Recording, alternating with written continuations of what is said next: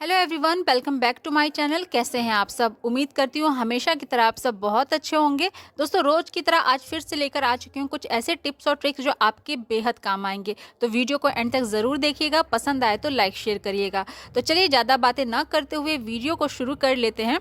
आज की हमारी पहली टिप है, प्याज का यूज़ अक्सर हम लोग खाने में करते हैं, पर आज इसका कुछ अलग हटके आपको यूज़ बताने वाली हूँ जो आपके बेहद काम आएगा। तो प्याज चाहे तो आप इस तरीके से छील भी सकते हैं या फिर आप इसको ऐसे ही यूज़ कर ले। उसके बाद हमें इसको 4 पार्ट्स में इस तरीके से कट कर लेना है। बाकी प्याज हमारे बच जाएंगे, बस हमारा जो काम है ना एक ही प्याज से यहाँ पर हो जाएगा। उसके बाद इसके जितने भी लेयर्स हैं ना उनको हमें अलग अलग कर लेना है। इसके बाद हमें यूज़ करना है यहाँ पर सुई धागे का। सुई धागे की जगह आप चाहे तो सेफ्टी पिन का भी यूज़ कर सकते हैं, लेकिन मैं यहाँ पर सुई धागे का यूज़ कर रही हूँ।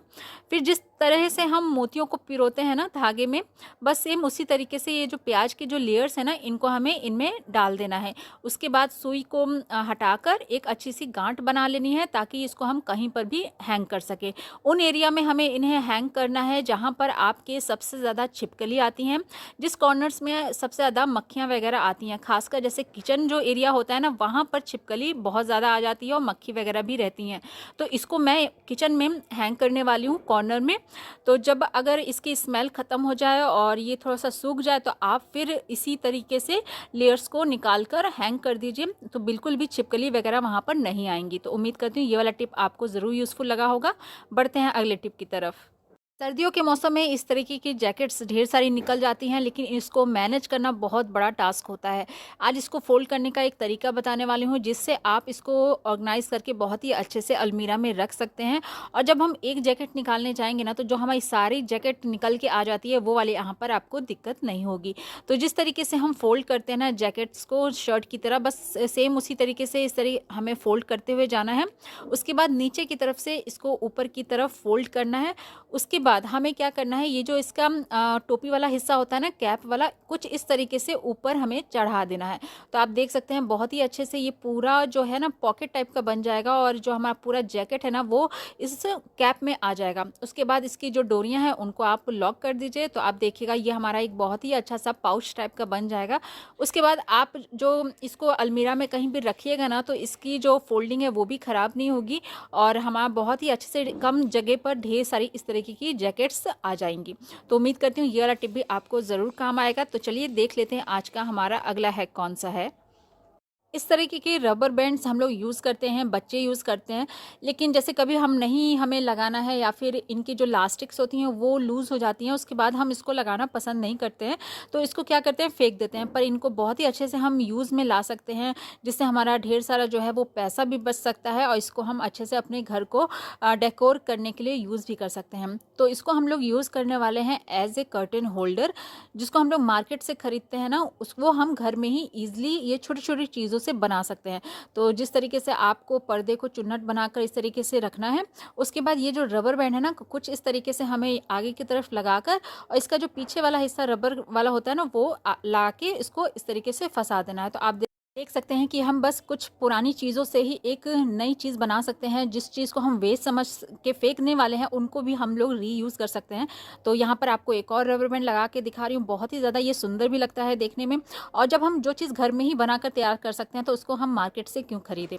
तो इस तरीके से आप देख सकते हैं कितना अच्छा लग रहा है। तो जब भी आपके पास इस तरीके के रबर बैंड्स हों और उसको आप फेंकने वाले हों तो एक बार इस तरीके से ट्राई ज़रूर करके देखिएगा। तो यहाँ पर अगली टिप में हमें गैस पे रखना है पैन, और पैन में हमें एक मुट्ठी के करीब यहाँ पर चावल रखना है और एक जो गांठ होती है ना लहसुन की उसकी कलियां निकाल कर हमें इसमें रखना है। उसके बाद कम आंच पर इसको हमें गरम करना है। हमें इसे ब्राउन नहीं करना है, बस इसको अच्छे से गरम करना है क्योंकि चावल जो है वो कम आंच पर ही धीरे धीरे अंदर तक गरम होगा। अगर हम फुल आंच पे इसको करेंगे ना तो वो चावल जो है वो ब्राउन हो जाएगा और अच्छे से वो गरम नहीं होगा, वो बल्कि जल जाएगा। तो आप कम आंच पर इसको अच्छे से गरम करिए। उसके बाद हमें यहाँ पर लेना है एक सूती कपड़ा। उसके बाद जो हमने ये चावल और लहसुन को गरम किया है ना वो उसमें रखने के बाद एक पोटली टाइप की हमें इसको बना लेना है। अभी जैसे कि सर्दियों के मौसम चल रहे हैं तो अक्सर हमें कहीं ना कहीं पेन ज़रूर होता है, जॉइंट पेन होता है, हड्डियों में दर्द होने लग जाता है, हाथों में दर्द होता है। तो ये जो हमने पोटली बना कर तैयार की है ना आप इससे उन जगहों की सिकाई कर सकते हैं, बहुत ही ज़्यादा रिलीफ मिलता है। और इसमें हमने जो चावल को गर्म किया है ना काफ़ी ज़्यादा टाइम तक ये गर्म रहता है, जिससे आप काफ़ी देर तक इसकी सिकाई कर सकते हैं। तो देख लेते हैं अगली टिप कौन सी है। अगली ट्रिक हमारे यहाँ पे चश्मे को लेकर है। आजकल इतना ज़्यादा हम स्क्रीन वर्क करते हैं कि बहुत ज़्यादा जो है चश्मे का हमें यूज़ करना पड़ता है, और जितना ज़्यादा हम इसका यूज़ करते हैं ना, इसके जो लेंस है ना उतने ही ज़्यादा ये गंदे होते हैं, धुंधले हो जाते हैं, जिसके बाद इसका विज़न जो है वो अच्छा नहीं रहता है। तो आज इसको क्लीन करने का बहुत ही अच्छा तरीका आपको बताने वाली हूँ आलू के हेल्प से। यहाँ पर आपको छोटा सा पीस एक आलू का ले लेना है, और चाकू की मदद से इस पर हल्का सा इस तरीके से कर देना है, जिससे इसका जो जूस है ना, जो स्टार्च है, वो अच्छे से बाहर निकल के आए। और इसी स्टार्च से हम जो है अपने चश्मे के जो लेंस होते हैं ना उनको क्लीन करेंगे। तो कुछ इस तरीके से हमें जेंटली उसको रब करते जाना है पूरे चश्मे पर। तो जो स्टार्च जो आलू का होता है ना, उससे जो लेंस होता है वो बहुत ही अच्छे से क्लीन हो जाता है। इस तरीके से रब करने के बाद आप यहाँ पर यूज़ करें टिश्यू पेपर का, और बहुत ही सॉफ्ट और जेंटल हैंड से इसको क्या करना है, रब करते हुए इसका जो जितना भी स्टार्च है ना वो पोंछ लेना है। तो आप देखिएगा जो लेंस है ना वो बहुत ही अच्छे से साफ़ हो जाता है, और जो इसका विज़न है ना बहुत ही क्लियर होता है। तो आप बहुत ही क्लियरली आप कुछ भी अच्छे से देख सकते हैं। तो एक बार इस तरीके से अपने चश्मे को साफ करके देखिएगा। अगली ट्रिक भी यहाँ पर मेरी चश्मे को लेकर ही है। कई बार क्या होता है कि ये जो चश्मा जो हम कान पे चढ़ाते हैं ना वो लूज़ हो जाता है, जिसके बाद अगर हम नीचे अगर अपना सर करते हैं तो जो चश्मा है वो खुद ब खुद निकल के गिर जाता है। तो अगर आपके साथ ये प्रॉब्लम हो रही है, क्योंकि ये जो प्लास्टिक वाला जो इस टाइप का फाइबर वाला चश्मा होता है ना, अगर इसको हम चेंज कराएं ना तो फिर पूरा ही इसका सेट चेंज हमें कराना पड़ता है। तो अगर आपके साथ ये वाली प्रॉब्लम होती है ना, तो यहाँ पर आप ले लें रबर बैंड इस तरीके से, और जो ये हम कान के ऊपर रखते हैं ना, कान के ऊपर चढ़ाते हैं, वहाँ पर इस तरीके से आप उसको लगा दीजिए। तो बहुत ही अच्छे से ये जो होल्ड करके रखता है कान पर चश्मे को, बिल्कुल भी ये निकलता नहीं है, गिरता नहीं है, बहुत ही अच्छे से फिक्स होके रखता है। तो मैं अक्सर इस तरीके से अगर मेरे चश्मे में प्रॉब्लम होती है तो इस ट्रिक को यूज़ करके रखती हूँ। तो एक बार इसको ज़रूर ट्राई करके देखिएगा, बहुत आपको मदद आएगा। तो आई होप ये वाला टिप भी आपको ज़रूर यूज़फुल लगेगा। तो चलिए देख लेते हैं आज का हमारा अगला हैक कौन सा है। यहाँ पर लेना है हमें एक कटोरी, और उसमें थोड़ा-सा रख देना है नमक। तो ये आप अपने हिसाब से क्वांटिटी आप ज़्यादा कम भी कर सकते हैं। उसके बाद हमें इसमें ऐड करना है कुछ ड्रॉप शहद की। अगर ओरिजिनल आपको मिल जाए तो और भी अच्छा है, लेकिन अभी ओरिजिनल कहाँ ही मिलता है। तो जो हम मार्केट से जो शीशी वाली मिलती है, बस हम वही यहाँ पर यूज़ कर सकते हैं। तो इन दोनों को अच्छे से हमें मिला लेना है, और इसको हम लोग यूज़ करने वाले हैं अपने माउथ के लिए। क्योंकि बहुत लोगों की शिकायत होती है ना कि उनके माउथ से अजीब सी एक स्मेल आती रहती है, बदबू सी आती है, पायरिया हो जाता है, उनके मसूड़ों में से है ना ब्लड आने लगता है। तो ये जो हमने सॉल्यूशन बनाया है ना, टूथब्रश करने के बाद आप थोड़ा-सा इस तरीके से फिंगर पे लेकर अपने मसूड़ों पर मलिए। तो ये जो ब्लड आने की शिकायत होती है, या फिर माउथ से जो स्मेल आने की शिकायत होती है ना, पायरिया जिनको हो जाता है, ये दूर हो जाएगा। तो ये ज़रूर आप डेली ही लगभग करिए, तो आपको बहुत ज़्यादा फ़ायदा होगा।